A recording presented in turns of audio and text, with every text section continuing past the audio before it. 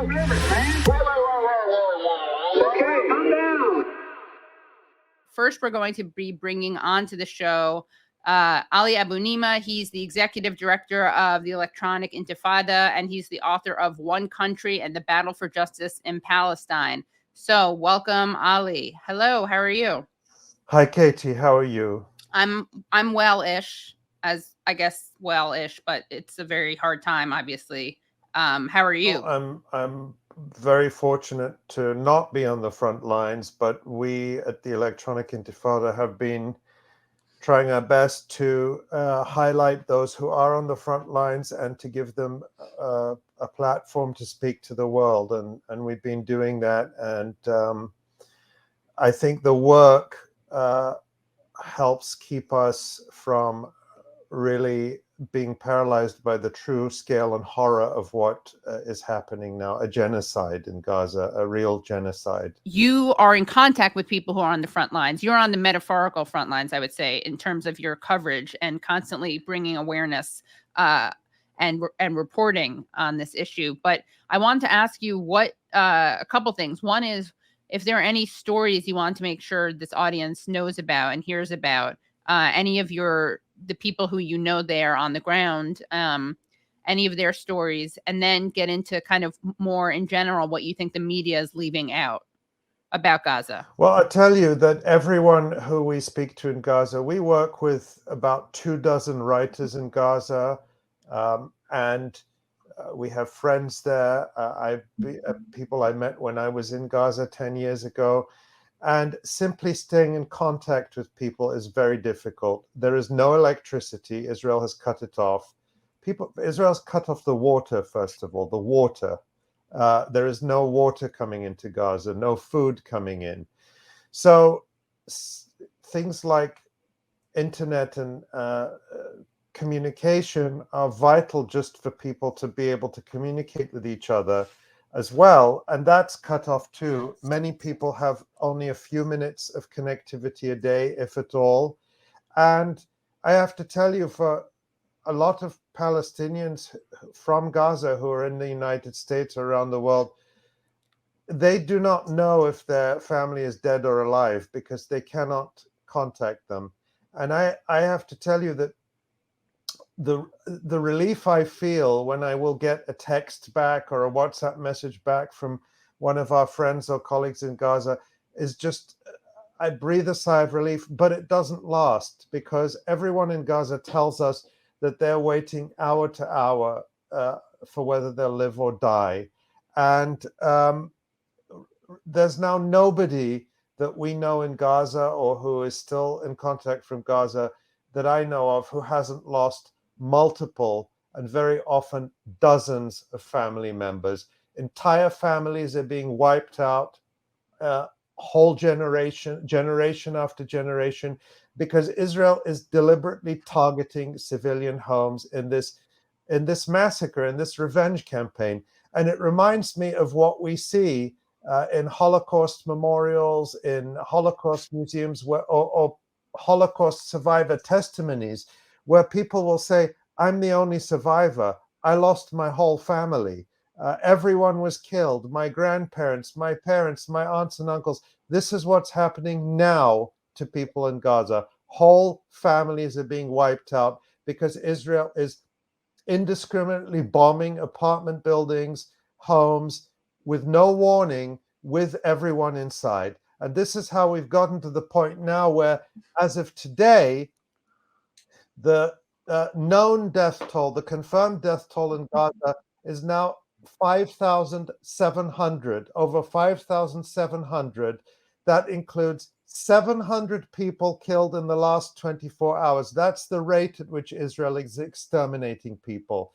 Israel has exterminated 300 Palestinian children in Gaza in the last 24 hours, and more than 2,300 children since October 7. That's an extermination rate of about now getting close to 150 children per day. And there are thought to be, there are more than 800 children missing under the rubble and more than 1,600 people missing under the rubble. So the number of injured is close to 20,000, and the hospitals have collapsed. There is no electricity. They've run out of fuel. They have run out of medicine. The medical teams are working around the clock. They are exhausted. Medical teams have been attacked. Ambulances have been attacked. As of today, according to the health ministry in Gaza, 65 medical workers have been killed in these attacks. There's nowhere that's safe. There's no one coming to help. And you have 2.3 million people in a concentration camp with the water, I repeat, the water deliberately cut off. The water deliberately cut off. So people are now drinking polluted water, or they're drinking salty water, and that is causing severe health problems. There are already reports from the United Nations on the ground that we have a lot of very serious childhood diseases spreading because more than 1 million people are displaced out of 2.3 million people with no shelter, nowhere to go, no safe place.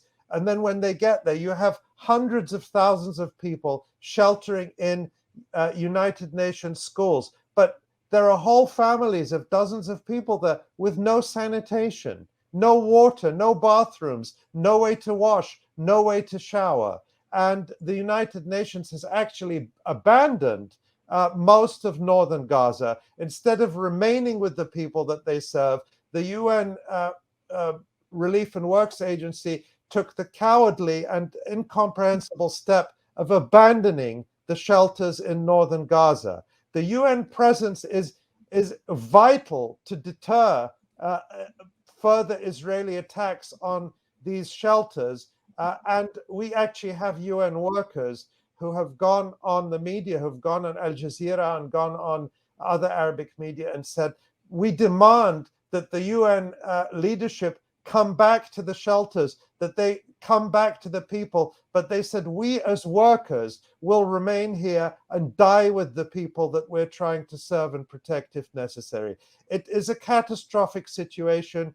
It is a genocide in a the very real meaning of that word. It is a Holocaust, and it is being done by Israel purely for revenge, based on largely on a lot of lies about what happened on October 7th. And why do you use the words Holocaust and extermination and genocide? Because that's what's happening. There's no other way to describe it, Katie. As I said, entire families, at this point, hundreds of entire families have been simply exterminated in their homes.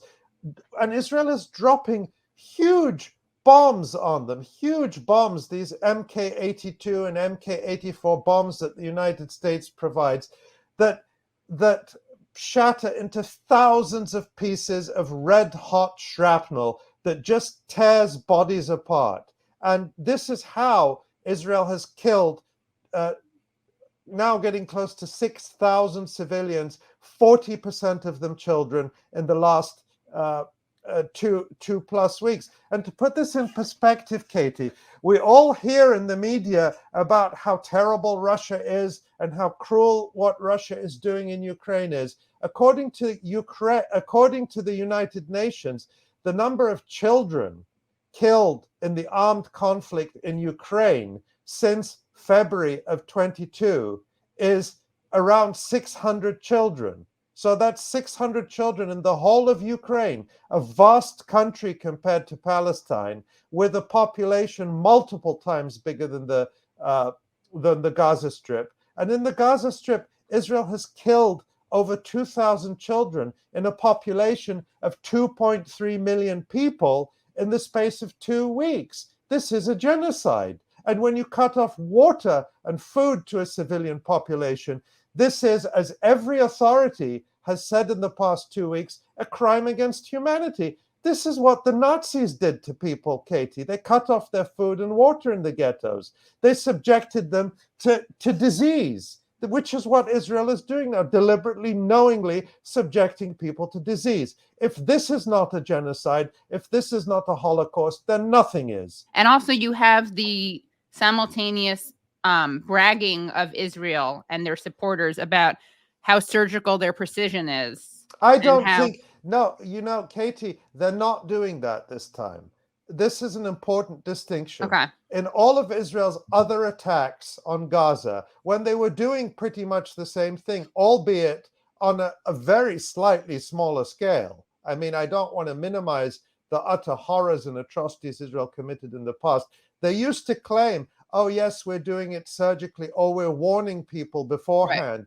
They used to do this thing they call the knock on the roof, where they would right. fire what they call a warning rocket at a house. And it was definitely not foolproof. A lot of people were killed in that. But now they're not saying that. Yeah. Now they've actually come out and said that our priority is damage, not precision. And they're not Right. even firing the warning rockets that they claim is the way that they warn civilians. They're not doing that now. They're just bombing homes with people in them. You're saying that they're not even doing the normal talking points. They're openly embracing that we're prioritizing like force over precision. Damage over precision over was the precision, words of a top Israeli military official. We're prioritizing damage over precision, and that's exactly what they're doing. Right. I have heard people stick with the warning talking points, and I still hear people. I shouldn't be shocked, but I was a little bit shocked that when the hospital was bombed, people were saying, well, Israel wouldn't do that. Yeah, Israel would do that because Israel has killed 65 medical workers. They have attacked and destroyed 25 ambulances, and they have openly threatened these hospitals. Right. They've openly threatened them. But part of what Israel does, when something like the attack on the Al-Ahli hospital happened, they throw out all these, doubts. They say, oh, well, it wasn't us. It was a fallen rocket. It was this, it was that. Exactly as they did when they murdered Shireen Abu Akleh, the Al Jazeera journalist, in May of 2022. Now, let's say for the sake of argument, just for the sake of argument, that Israel wasn't responsible for the massacre at the Al-Ahli hospital a few days ago. Israel is not denying all the other massacres. Right. Israel is not saying, oh, we didn't bomb all those houses and kill all those dozens and hundreds of families. They're not saying that. They're saying, we're doing it, we did it. And there have been a few occasions when they have bombed very large high-rise buildings for no other purpose than collective punishment, where they have issued warnings. And that makes it into the media. So people get the impression, oh, they are warning people because they did it when we bombed this big building, or they did it when they bombed this huge complex of apartment buildings in southern Gaza the other day. But most of the time, they are not issuing any kind of warning. They are bombing family homes with the entire family inside. And people have nowhere to go, Katie, because the other talking point the Israelis say is they say, oh, well, we told Palestinians to evacuate the whole north half of Gaza, which is the entirety of Gaza City. That's like, evacuating a city like Baltimore or evacuating a city like Chicago, but this is much more populated. There's no fuel for transport. So people, the elderly, the disabled, people who use wheelchairs, pregnant women, people with babies, with young children, and no food and no water are supposed to evacuate. How? On foot, while they're being bombed dozens of miles to where? There's nowhere safe. So Israel said, go south. Well, the heaviest bombing in the last few days has been in the areas Israel told people to evacuate to, places like Khan Yunis, like Rafah in the south of Gaza. Israel is bombing the heck out of them. So there is literally no safe place to go and no way to get there. And people don't have food and water. I'm talking to people in Gaza or messaging them when I can, and people are down to their last reserves of whatever they have in the house, and there's no water. They're rationing. If they have some water, they're rationing it. People are getting a little bit every day, and they're saying, we're giving it to the kids first, and we're giving food to the kids first. So this is a ghetto, that they're bombing and starving at the same time. This is a genocide. This is a Holocaust in every meaning of that word.